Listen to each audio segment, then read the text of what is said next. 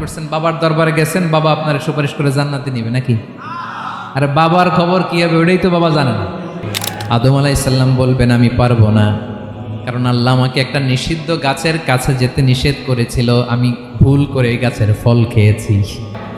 কিয়ামতের ময়দানে ওই বিভীষিকাময় সময়ে মুসিবতের কালে মানুষগুলো পাগল হয়ে বিশ্বনবীকে খুঁজতে আরম্ভ করবে। বিশ্বনবী আমার জন্য কাঁদবেন, আপনার জন্য কাঁদবেন। মান যাল্লাযী ইয়াশফা'ু ইনদাহু ইল্লা বিইذনিহি, কার এত ক্ষমতা, কার এত বড় সাহস আল্লাহর অনুমতি ছাড়া আল্লাহর সামনে দাঁড়িয়ে সুপারিশ করে? কার সাহস এত সুপারিশ করে? মনে করছেন বাবার দরবারে গেছেন, বাবা আপনার সুপারিশ করে জান্নাতে নিবে নাকি? আরে বাবার খবর কি হবে ওটাই তো বাবা জানে না। কথা বলেন। আপনি যে পীরের দরবারে যে সিজদায় পড়ে রইলেন, ওই পীরের অবস্থা কি হবে ওটার কোনো গ্যারান্টি আছে? এই সহজ হিসাবটা বুঝে না। আপনি যেই দরবারে যে মাথা ঘষেন, যেই দরবারে যে সেজদা দেন, যেই দরবারে যে মানত করেন, যেই পীরের পায়ের মধ্যে পড়ে থাকেন, ওই পীরের অবস্থা কি সেটাই তো সে জানে না, ঠিক কিনা? কেউ সুপারিশ করতে পারবে না। তবে হ্যাঁ, আল্লাহ যদি কাউকে দয়া করে অনুমতি দেয় তাহলে করতে পারবে, তাহলে পারবে। সেই কিয়ামতের দিনটা বড্ড ভয়ঙ্কর, কেউ সুপারিশ করার সাহস পাবে না। আরে আমার অবস্থা কি আমি জানি না, আমি আবার কারোর জন্য সুপারিশ করব? কথা বুঝেন নাই? আমার কি হবে আমি জানি, তা আমি আরেকজনের নিয়ে টেনশন করার সুযোগ কোথায়? ইয়া নাফসি ইয়া নাফসি, আল্লাহ আমারে বাঁচাও, আমারে বাঁচাও, আমারে বাঁচাও। কাঁদতে কাঁদতে মানুষ হয়রান হয়ে যাবে, এ নাকি আবার আরেকজনের বাঁচাবে। বিশ্বনবী বলেন, বিশ্বনবী একবার ছাগলের রান খাচ্ছিলেন, রান খেতে খেতে বিশ্বনবী বলেন আনা সাইয়্যিদুন নাসি ইয়াউমাল কিয়ামা, আমি কিয়ামতের দিন সর্বশ্রেষ্ঠ হব, মানুষের মধ্যে সর্বশ্রেষ্ঠ সেরা আমি বিশ্বনবী। আলহামদুলিল্লাহ পড়েন। বিশ্বনবী বলেন সেদিনটা বড্ড ভয়ঙ্কর, সেদিন কেউ কারো কোনো উপকারে আসবে না, বন্ধু বন্ধুর কাজে আসবে না, স্ত্রী স্বামীর উপকারে আসবে না, স্বামী স্ত্রীর উপকারে আসবে না, পীর সাহেব মুরিদরে বাঁচাতে পারবে না, মুরিদ পীর সাহেবরে বাঁচাতে পারবে না, নেতা কর্মীর পরিচয় দিবে না, কর্মী নেতার পরিচয় দিবে না, ভাই বোনকে চিনবে না, বোন ভাইকে চিনবে না, বাবা তার সন্তানকে চিনবে না, মেয়েকে দেখে মা দৌড়ে দৌড়ে পালাবে। বড্ড ভয়ঙ্কর দিন। বিশ্বনবী বলবেন জমিনটা এখনকার মতো থাকবে না, পুরো জমিনটা সমান হয়ে যাবে, ফ্ল্যাট। এখন তো গোল, তখন ফ্ল্যাট। সবাই এক জমিনের উপরে দাঁড়াবে, সূর্যটা মাথার কাছে চলে আসবে, সূর্যের গরমে মানুষের মাথার মগজ গলে গলে কানের ছিদ্র নাকের ছিদ্র দিয়ে বেয়ে বেয়ে পড়বে। সবাই হয়রান, পেরেশান, ক্লান্ত শ্রান্ত। মানুষগুলো বলবে বাঁচার কোনো উপায় নাই। 50,000 বছর মানুষ এরকম দৌড়াবে, চিৎকার করবে, কাঁদবে, বাঁচার কোনো উপায় নাই। সবাই বলবে আল্লাহ যদি বিচারটা শুরু করতো, যা হবার হবে, আগে বিচার শুরু করুন। বিচারই শুরু হয় না, বিচার শুরু হইতেই 50,000 বছর। আল্লাহ, 50,000 বছর, 5,000, 15,000 না, 50,000 বছর এরকম যাবে। মানুষগুলো কাঁদতে কাঁদতে বলবে চলো আমরা আদম আলাইহিস সালামের কাছে যাই, যেন আল্লাহরে যে সুপারিশ করে, আল্লাহ আপনি বিচার শুরু করেন। কিয়ামতের ময়দানে সবাই মিলে সাইয়েদনা আদম আলাইহিস সালামের কাছে যেয়ে বলবে ইয়া আবাল বাশার ইয়া আউয়ালাল আম্বিয়া, ও আদম নবী আপনি দুনিয়ার বুকে প্রথম নবী, আল্লাহ নিজ হাতে আপনারে 60 হাত লম্বা করে বানিয়েছেন, আপনার সম্মানে ফেরেশতাদেরকে সেজদা দিতে বলেছেন, দুনিয়ার প্রথম নবী, প্রথম মানুষ আপনি, আপনি আল্লাহরে যে সুপারিশ করেন যেন আল্লাহ বিচার শুরু করে। আদম আলাইহিস সালাম বলবেন আমি পারবো না, কারণ আল্লাহ আমাকে একটা নিষিদ্ধ গাছের কাছে যেতে নিষেধ করেছিল, আমি ভুল করে এই গাছের ফল খেয়েছি। নাফসি নাফসি, আজকে আমার কি হবে আমি জানি না, আমি বড় লজ্জিত। আমারে যদি আল্লাহ জিজ্ঞেস করে কেন খাইছিলাম, আমার কোনো উত্তর নাই, তোমারে বাঁচামো কেমনে আমি? নবীরা থার করে কাঁপবে সেদিন। আদম আলাইহিস সালাম বলবেন আমি পারবো না, মাফ করো আমাকে, আমি পারবো না। ওই যে ভুল করে গন্ধম খেয়ে ফেলেছি, নিষিদ্ধ গাছের ফল খেয়ে ফেলেছে, আমি বড় লজ্জিত, অনুতপ্ত। আমি পারবো না। আজকে আল্লাহ এত রাগান্বিত হয়েছে, আগে কখনো আল্লাহ এত রাগান্বিত হয় নাই, ভবিষ্যতেও আল্লাহ কখনো এত রাগান্বিত হবে না। আমি পারবো না। এক কাজ করো, তোমরা নূহ আলাইহিস সালামের কাছে যাও। কোন নবী? লোকেরা এবার পাগলের মতো দৌড়াতে দৌড়াতে আল্লাহর নবী নূহ আলাইহিস সালামের কাছে যেয়ে বলবে, ইয়া নবী আল্লাহ নূহ, আনতা আউয়ালুর রুসুলি ফিল আরদ, আপনি জমিনে প্রথম রাসূল। আদম আলাইহিস সালাম নবী ছিলেন, রাসূল ছিলেন না। এই দুনিয়ার বুকে প্রথম রাসূল ছিলেন আল্লাহর নবী নূহ আলাইহিস সালাম। সবাই বলবে, ও নবী আল্লাহ নূহ, রাসূল আল্লাহ নূহ, আল্লাহ আপনাকে আবদান শাকুরা, শুকরগুজার বান্দা বলে কোরআনে বলেছে। কোরআনে নূহ আলাইহিস সালামের নামেও সূরা আছে না নাই? আপনি আল্লাহর প্রিয় বান্দা, প্রিয় রাসূল। দেখেন আমাদের কি দশা, ঘামতে ঘামতে শেষ। জমিনটা তামার জমিন, সূর্যটা মাথার কাছে, কি করবো আর পারি না। ঘামতে ঘামতে আর কত ঘামবো, কত দাঁড়িয়ে থাকবো। আল্লাহরে যে বলেন বিচার যেন শুরু করে। নূহ আলাইহিস সালাম বলবেন, আমিও পারবো না, আমিও পারবো না। আমি আমার ছেলের জন্য এক কথা বলে ভুল করে ফেলছি। যখন মহাপ্লাবন হবে আমি বললাম, আল্লাহ আমার কলিজার টুকরা সন্তান রে বাঁচান। আল্লাহ বললেন, ও নূহ, সে তোমার সন্তান না, কারণ সে ঈমান আনে নাই, সে পাহাড়ের উপর দাঁড়িয়েছে, দেখি কেমনে সে বাঁচে। ওই যে আমি একটা না বুঝে আবদার করেছি, আল্লাহ আমার উপর রেগে গিয়েছিলেন। আজকে আল্লাহ ওই ব্যাপারে যদি আমারে প্রশ্ন করে, আমার কোনো জবাব নাই, আমি পারবো না, মাফ করো।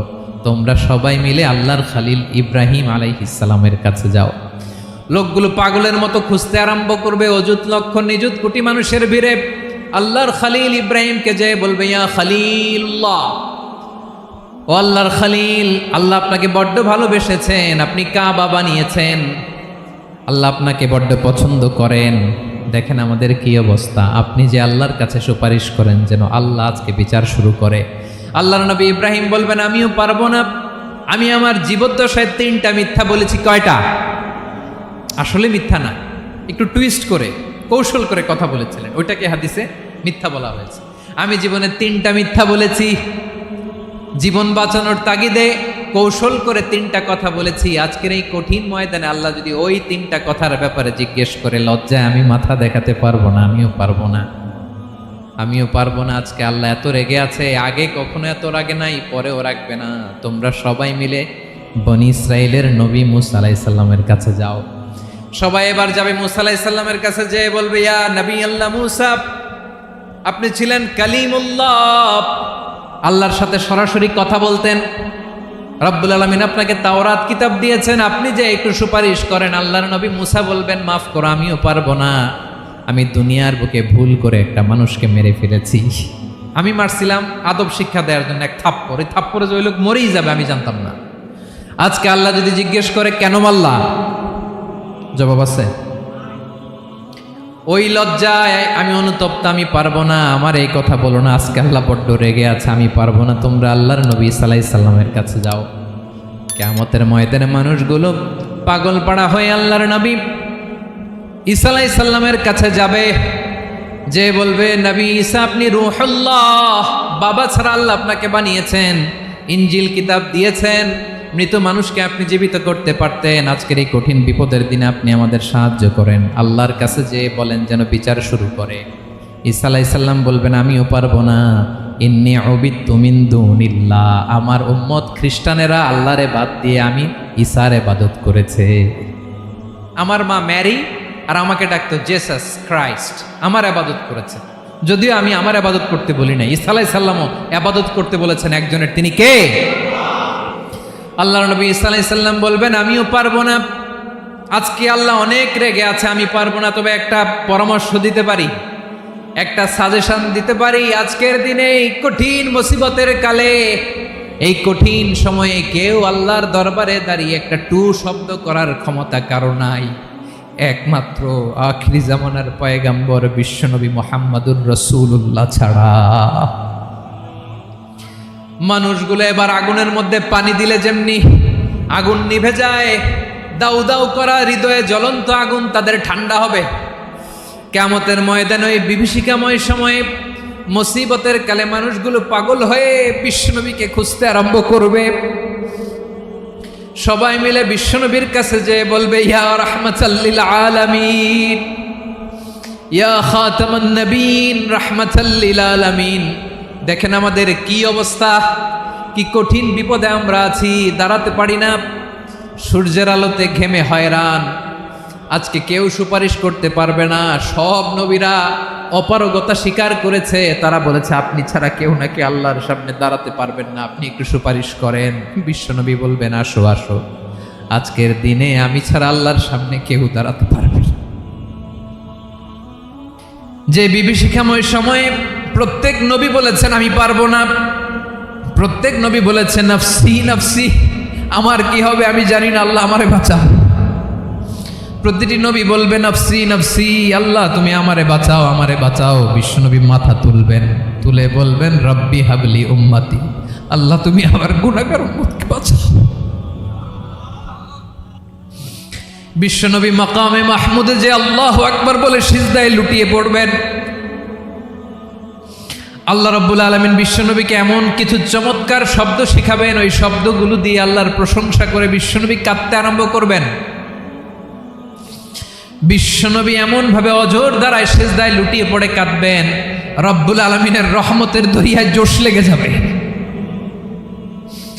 রব্বুল আলামিন এই দৃশ্য দেখে সহ্য করতে পারবেন না। রব্বুল আলামিন বলবেন ইয়া মুহাম্মদ ইরফা রাসাক, ও নবী আপনি মাথা তোলেন, মাথা তোলেন, আপনার কান্না আমি সহ্য করতে পারি না। নবী আপনি মাথা তোলেন, সাল তুতা, আজকে আপনি যা চাবেন তাই দেব। নবী আপনি সিজদা থেকে মাথা তুলেন, সাল তুতা, যা চাবেন তাই দেব। ওয়াশফা তুশাফা, যার জন্য সুপারিশ করবেন তার সুপারিশ কবুল করে নেব। বিশ্বনবী এবার মাথা তুলবেন। যে বিভীষিকাময় সময়ে প্রত্যেক নবী বলেছেন আমি পারবো না, প্রত্যেক নবী বলেছেন নফসি নফসি, আমার কি হবে আমি জানি না, আল্লাহ আমারে বাঁচাও। প্রতিটি নবী বলবে নফসি নফসি, আল্লাহ তুমি আমারে বাঁচাও আমারে বাঁচাও। বিশ্বনবী মাথা তুলবেন, তুলে বলবেন রব্বি হাবলি উম্মতি, আল্লাহ তুমি আমার গুনাহগার উম্মতকে বাঁচাও। এই দুনিয়ার বুকে রব্বুল আলামিন সব নবীকে একটা করে দাওয়া মুস্তাজাবা দিয়েছেন, মানে যে দোয়া করলে কবুল হয়ে যায় সাথে সাথেই। দাও বিহা, দুনিয়ার সব নবীরা ওই দোয়াটা দুনিয়ায় করে ফেলেছে। সব নবীকে আল্লাহ একটা করে দোয়া দিয়েছেন, নবী দোয়া করলেই কবুল। সব নবীরা ওই দোয়া করে ফেলেছে দুনিয়াতে। বিশ্বনবী বলেন আমি করি নাই। ওয়া ইন্নী আখতাবিউ দাওয়াতি শাফাআতান লি উম্মতি ইয়াউমাল কিয়ামাহ, আমার ওই স্পেশাল দোয়াটা আমি দুনিয়ার বুকে কঠিন বিপদে পড়েও কোনোদিন করি নাই। আমি আমার স্পেশাল দোয়াটা কিয়ামতের দিন আমার গুনাহগার উম্মতকে সুপারিশের জন্য রেখে দিয়েছি। আল্লাহ বলবেন নবীর ফারাসাক, মাথা তোলেন, আর কাটবেন না। বিশ্বনবী মাথা তুলবেন, আল্লাহ বলবেন সাল তুতা, আপনি যা চাবেন তাই দেব। ওয়াশফা তুশাফা, সুপারিশ করেন সুপারিশ কবুল করব। বিশ্বনবী বলবেন আল্লাহ ওই স্পেশাল দোয়াটা দুনিয়াতে করি নাই, আজকে আমি তোমার দরবারে দাঁড়িয়ে কিয়ামতের দিন ওই দোয়াটা করছি। আল্লাহ আমার যে উম্মতের হৃদয়ে যাররা পরিমাণ ঈমান আছে, আমার একটা উম্মতকেও তুমি জাহান্নামে ঢোকাতে পারবা না। বিশ্বনবী পাগলের মতো একবার হাউজে কাউসারে যাবেন, একবার সিরাতে যাবেন, একবার পুলসিরাতের দিকে, একবার হাউজে কাউসারের দিকে, পাগলের মতো দৌড়াতে থাকবেন, তার কোনো গুনাহগার উম্মত যাতে জাহান্নামে ঢুকে না যায়। সেদিন কেউ সুপারিশ করতে পারবে না বিশ্বনবী ছাড়া। আল্লাহ বললেন মান যাল্লাযী ইয়াশফাউ ইনদাহু ইল্লা বিইযনিহি, কার সাহস আছে, কার এত বড় বুকের পাটা কিয়ামতের কঠিন দিন আল্লাহর সামনে দাঁড়িয়ে সুপারিশ করবে? কারো ক্ষমতা নেই, কারো ক্ষমতা নাই। বিশ্বনবী সেদিন সিজদায় পড়ে উম্মতের জন্য কাঁদবেন, সবাই কাঁদবে নফসি নফসি, আল্লাহ আমারে বাঁচাও আল্লাহ আমারে বাঁচাও। বিশ্বনবী বলবেন উম্মতি উম্মতি, বিশ্বনবী আমার জন্য কাঁদবেন, আপনার জন্য কাঁদবেন, আমাদের জন্য সেদিন কেঁদে কেঁদে জাহান্নামের দরজায় দাঁড়িয়ে আমাদেরকে টেনে টেনে জান্নাতে ঢুকাবেন। এজন্যই বিশ্বনবীর ভালোবাসা যেন আমাদের হৃদয়ে ভরপুর থাকে। আমার ভাইয়েরা, প্রতি শুক্রবার বিশ্বনবীর উপরে বেশি বেশি যেন আমরা দুরূদ পড়ি। আমরা যখন বিশ্বনবীর সালাম দেই, দুরূদ পড়ি, একদল স্পেশাল ফেরেশতা আছে যারা বিশ্বনবীর দুরূদটা নিয়ে সরাসরি বিশ্বনবীর রওজায় যায়, যে বলে অমুকের বেটা অমুক আপনারে সালাম দিয়েছে। বিশ্বনবী নিজ কবরের থেকে নিজেই সালামের উত্তর দেয়। বিশ্বনবীর ভালোবাসা যেন আমাদের হৃদয়ে থাকে, বিশ্বনবীর সুন্নাহ দিয়ে যেন আমাদের জীবনটাকে সাজাই। পারা যাবে ইনশাআল্লাহ।